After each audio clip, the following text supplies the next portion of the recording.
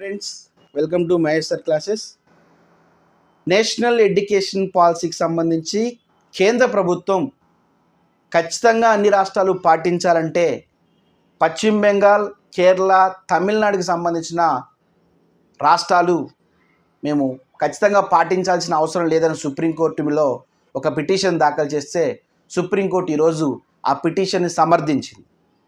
So current అఫైర్స్కి, పాలిటీకి, టెట్కి, డిఎస్సికి ఉపయోగపడేటువంటి national education policy structure 5+3+3+4 విధానానికి సంబంధించి అసలు ఏం చెప్తుంది ఎడ్యుకేషన్ పాలసీ, ఈ 4 విధాలకు సంబంధించినటువంటి విధానంలో విద్యార్థులను ఎలా తీర్చిదిద్దబోతుంది, ఉపాధ్యాయ విద్య ఎలా ఉంటుంది, ఎస్పెషల్లీ మాతృభాష ఎంతవరకు ప్రయారిటీ ఇవ్వాలి.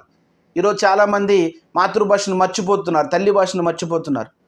ఖచ్చితంగా మాతృభాష బోధన మాధ్యమం ఖచ్చితంగా కావాలని, ఎప్పటి వరకు కావాలని చెప్పేసి నేషనల్ ఎడ్యుకేషన్ పాలసీ చెప్తుంది. ఇవన్నీ కూడా మన ఛానల్లో ఫుల్ వీడియో నేను చేసి పెట్టాను. ఖచ్చితంగా ఒక మార్క్ ఖచ్చితంగా వస్తుంది. డిఎస్సి విద్యార్థులకు ఖచ్చితంగా నేషనల్ ఎడ్యుకేషన్ పాలసీ ఉపయోగపడుతుంది. ఓకేనా?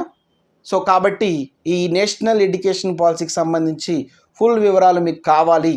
ఏం చెప్తుంది ఈ ఎడ్యుకేషన్ పాలసీ, ఎందుకు సుప్రీంకోర్టు దీన్ని సమర్థించింది, ఆ రాష్ట్రాలను సమర్థించింది, అసలు ఏం చెప్పింది, ఇవన్నీ మీకు ఫుల్ డీటెయిల్స్ కావాలంటే మన ఛానల్లో ఫుల్ వీడియో ఉంది.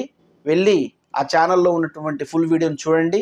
ఎవరైతే కాంపిటేటివ్ ప్రిపేర్ అవుతున్నారో వాళ్ళందరికీ కూడా ఈ వీడియోని షేర్ చేయండి, సబ్స్క్రైబ్ చేసుకోమని చెప్పండి, లైక్ చేయండి. Thank you.